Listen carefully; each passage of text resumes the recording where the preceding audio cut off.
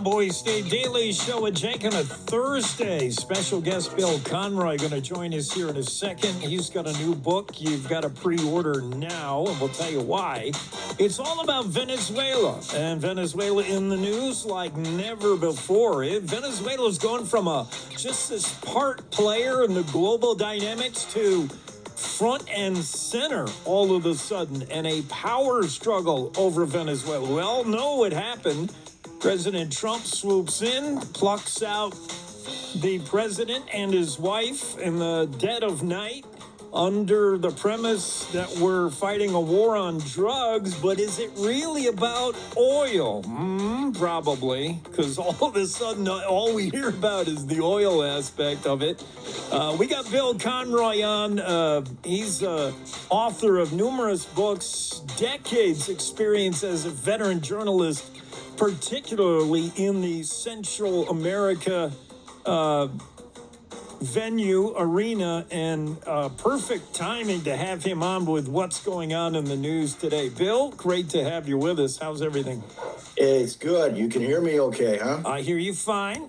Technology is amazing. I know it. You look good, sound good. Venezuela.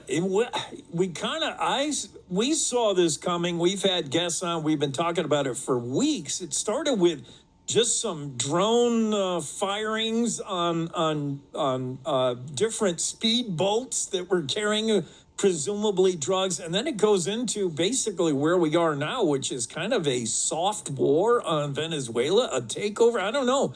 What is it? And is it drugs, or is it oil, or is it even more than that? What's going on? Well, it's definitely not drugs. And they're, the numbers on, they blew up 35 drug boats. And when you do the math on if they're carrying 4 tons each, which isn't really, not everyone was, but even if they were, that's 120, 140 tons of cocaine. And the UN estimates that the amount produced cocaine worldwide was 3,700 tons. So we took 120 tons out of that. That's nothing. And it's a renewable resource. They just grow more coca. That's not the issue for drug cartels. It's getting it to market. That's the issue.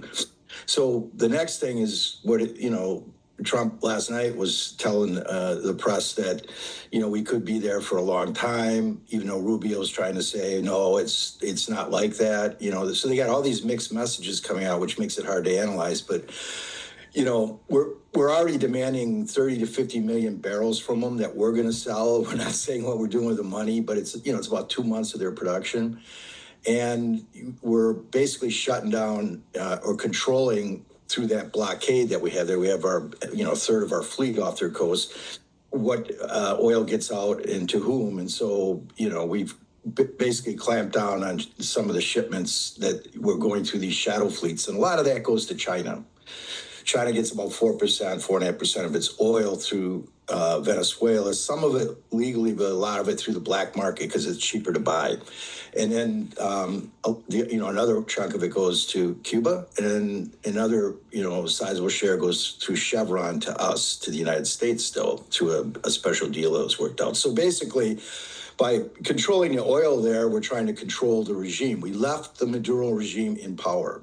And the reason, one of the reasons, I should say the sole reason is, whenever you have a rolling, this isn't a coup in the sense that it's being fermented from within the government, but it's kind of a forced coup from the outside. But it doesn't matter. The real characters you got to worry about in that situation is the military and the state security forces, and the generals that were in the defense minister involved in that are on our hit list too. They're having a crackdown there right now, essentially a martial law where they're checking, they have both the state security forces internally, plus they have basically organized militias, and they're kind of the paramilitaries that enforce the street law. So none of that has changed on the street. And now we're going to take oil out of that economy that's already teetering. And what happens, it's a big question they're not answering, is what happens if Venezuela descends into chaos? if we don't take out the military and the state security forces, nothing changes on the ground there, and then it's a matter of whether they'll bend to our will or not. So we're in kind of a showdown there, and we don't know what's going to happen next. I mean, part of it is to put pressure on Cuba. So there's some geopolitical elements here, but most of it clearly is about oil because, we got midterms coming up. I think Trump thinks if he can get oil prices down, that'll help him because most people don't pay attention to foreign policy. But it's probably not going to happen because oil analysts are predicting we're going to have a short-term increase in oil prices because of the geopolitical turmoil, about 10 cents a gallon.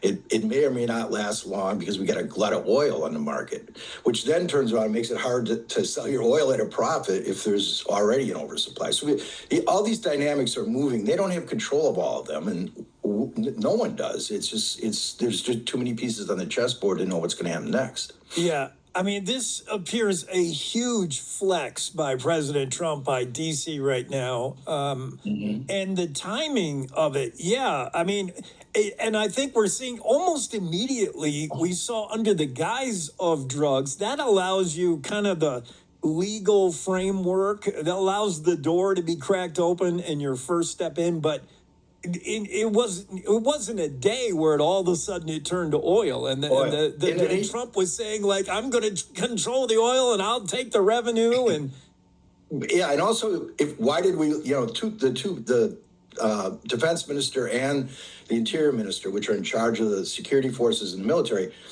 they got like 123,000 personnel in their military, another couple 100,000 in their militias at least. So it's not something you can send in even what we got there to take care of the country, which is this 30 million people in the size of our eastern seaboard. But with the drug stuff, why did we leave if we're really worried about that, the defense minister and interior minister, and when they're also accused of being involved in narco trafficking or benefiting from it? So it's not about drugs. It's definitely about controlling oil and also exerting geopolitical influence over China and Russia, who have major investments in the Venezuelan oil infrastructure. So if we nationalized all that, like take over all that infrastructure, we're doing essentially to those countries, even though there are frenemies and enemies, whatever you want to call them, but we're, taking over their investments without compensation. So it's not really capitalism either. It's definitely to put pressure on, it will put pressure on China, but what's going to happen there? China's going to start buying more of its oil from Iran. Iran, Russia, and Venezuela supply about roughly 25% of China's oil. And the smallest share is Venezuela, about 4.5%. So they'll just buy more from the Iranians.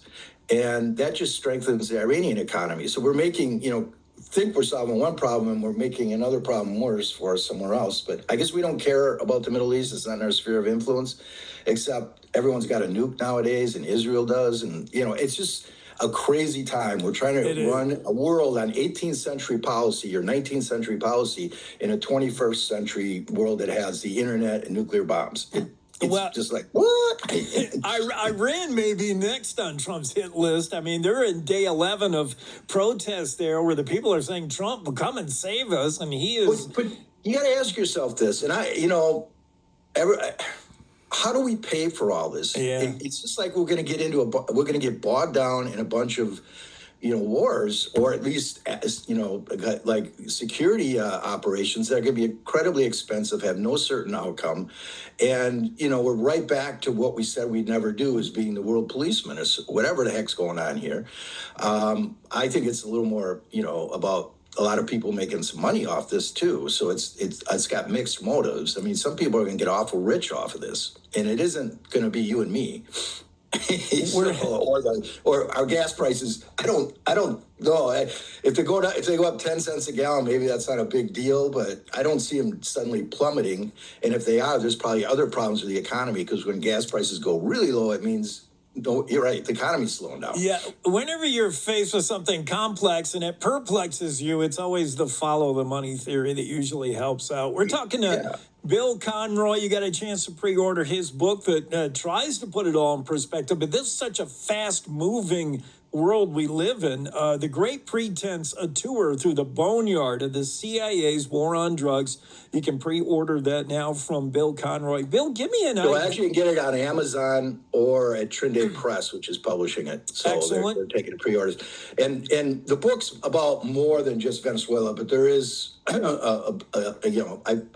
do have a big section in there about Venezuela, but it kind of traces how, because the CIA is very involved with Venezuela operation, and they're still on the ground in there. We don't have troops on the ground, but the CIA is still operating there. And who else could be minding the store? Someone's got to be on the ground minding the store. You got to be, because it seems that the next man up is Darcy Rodriguez, and she doesn't look like she's going to play ball for the U.S. She's got the sword of Damocles hanging over her head, right? Totally. And in Venezuela, she doesn't have total control. It's a power sharing agreement with the military and the state security forces and the government, and it's a very volatile situation, and we don't know where it's headed. So, I see. Bill, give me an idea of what kind of a global player Venezuela is with oil and oil exports. We know Venezuela sits on a whole mess of oil. They don't pump and export near to what they could, and they mostly deal with kind of unfriendlies to the U.S. What kind of player is Venezuela in the world oil market?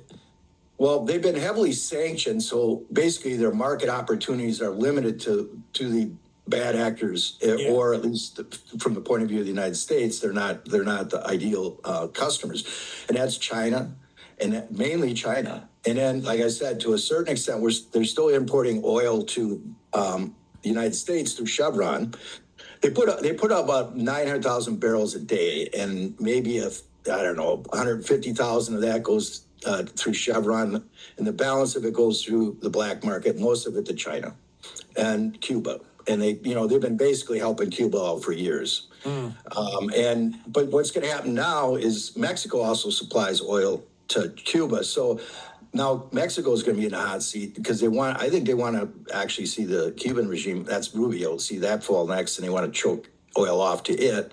So using Venezuela as that lever, but then what happens now with Mexico, and what happens with all these other countries, the Panama Canal? I mean, are we on a like not only a nation building process, but kind of a continent building, whatever, it's even bigger than that, I mean, the ripple effect, the implications, Venezuela, this is why you're saying Venezuela, this is way bigger. Venezuela suddenly playing a central role in global stuff now, whether this is going to trigger things in Cuba, Iran, Middle East. What are the optics right now that you're hearing as far as how this plays in Russia, in China? What do they think of this? Well, so far China has, issued, their disapproval sternly, but they haven't taken overt action. Russia's a little more dicey because we chased down an oil tanker, that was considered, and Russia had one of its subs trailing it, trying to prevent it. It was carrying a Russian flag. Ukraine's been blowing up their oil tankers. So Russia is a little more of an unpredictable actor, but I fully expect they'll cause mischief wherever they can. China's got leverage on us, right? I mean, China is, we just cut that rare earth mineral deal with them because they right now are the only ones that, they almost shut our car factories down because of these minerals we need that they only provide. So what happens there? I mean, they can be, I think right for the moment, they'll bide their time. We just don't know. It's what happens. But I think definitely they'll increase oil purchases from Iran. And, like I said, that just creates, throws more tinder on the fire over there. So it's a crazy time in the world. And I think, we've got a long history in this country of not necessarily trusting our politicians, right? And I think this is a good case to be very wary of what our politicians are doing, because their motives may not be the same as what the interests of the broader people of the country are, and we got to make sure they align, or we're gonna have problems in this country too. On the surface, here's how it was sold basically to the American public. We got a war on drugs. We have fentanyl and bad stuff getting into the U.S. It's killing U.S. citizens. you got Maduro that even the Democrats wanted out of Venezuela for decades. You're right. He's a bad guy, so it looks good. You go in, you bypass Congress because you had to move fast. The operation itself, Bill, was about as smooth as it could be. Exactly. The operation was good. But I also say, the line, everyone starts the line, well, Maduro's a thug, Maduro's a bad guy. Well, Maduro's gone. But the regime is still there, and there's a lot of bad people all over the world, and including still in that regime that are, at least in terms of repression of the Venezuelan, people. But you got to remember too, Venezuelans very divided. There's the Chavistas, right? That's the people like the Bolivarians that came out of Hugo Chavez. They're incredibly loyal and willing to, many of them fight to die. Then you have the opposition, which is, based on international poll observers, actually won the last election, but now for some reason has been excluded from power, and they left Delcy Rodriguez and the Maduro regime in. Well, the reason for that is the state security forces and the military won't back the opposition leader. So in order to keep some stability there, they're okay with military oppression because it keeps the people in order while they do all this. And if the regime does what the U.S. wants, among which the big test coming now, they wanted to kick out all the Iranian, Chinese, Russian, and Cuban advisors that are in the country now.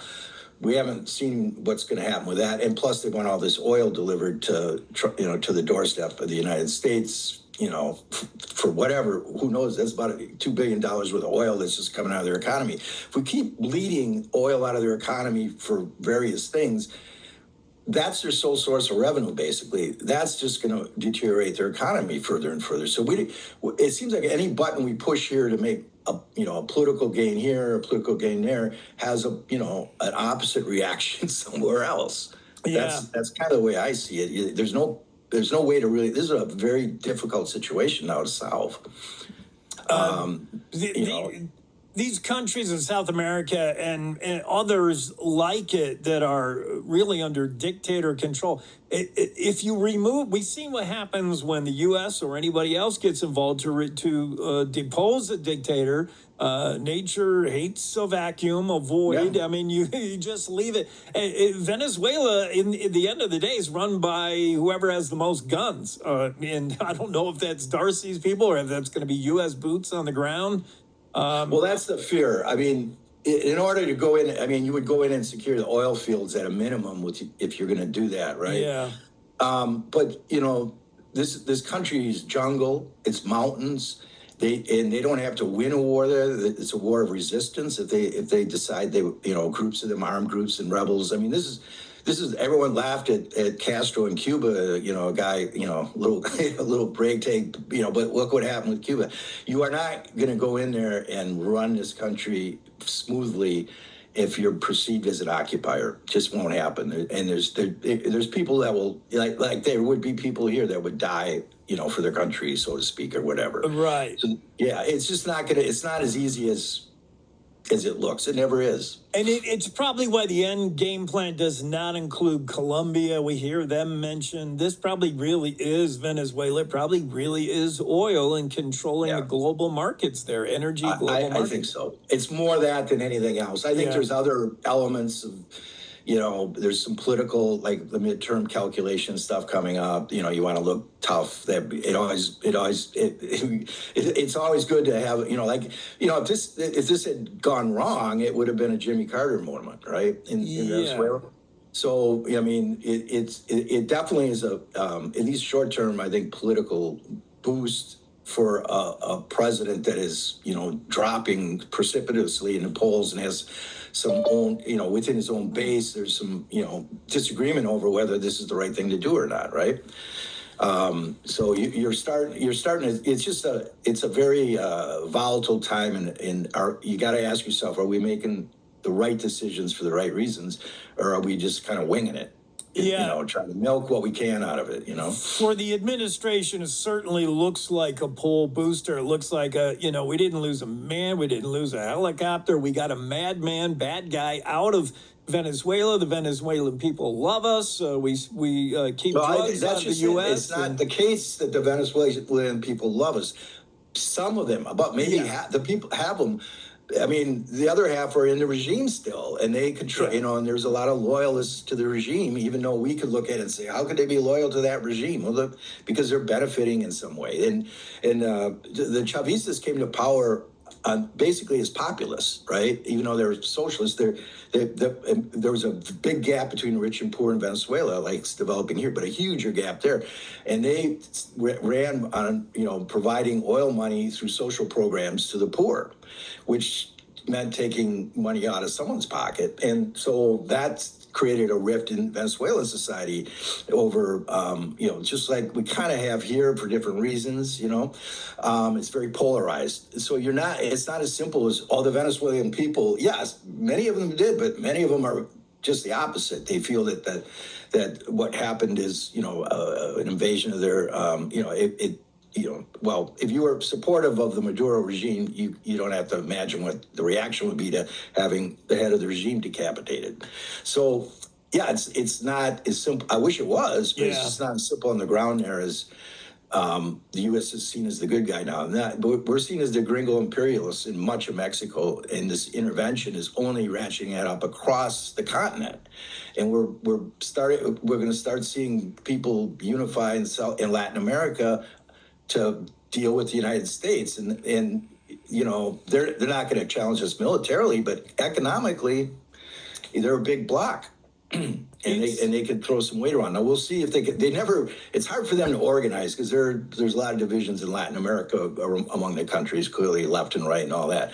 But you know, there is going to be movement that way because they're all afraid they're next. Yeah. Especially Mexico. It's complicated, which is why it takes a journalist who's been following this for decades, like Bill Conroy.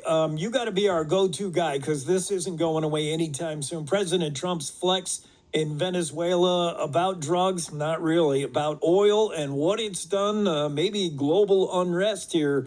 We're living in crazy times, Bill, so we need you on our speed dial if you don't mind.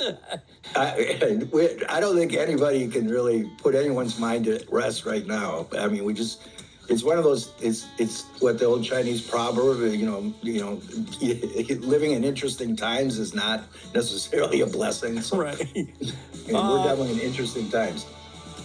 Order the new book now, The Great Pretense, a tour through the boneyard of CIA's war for drugs. That's just a little bit of a glimpse into Venezuela.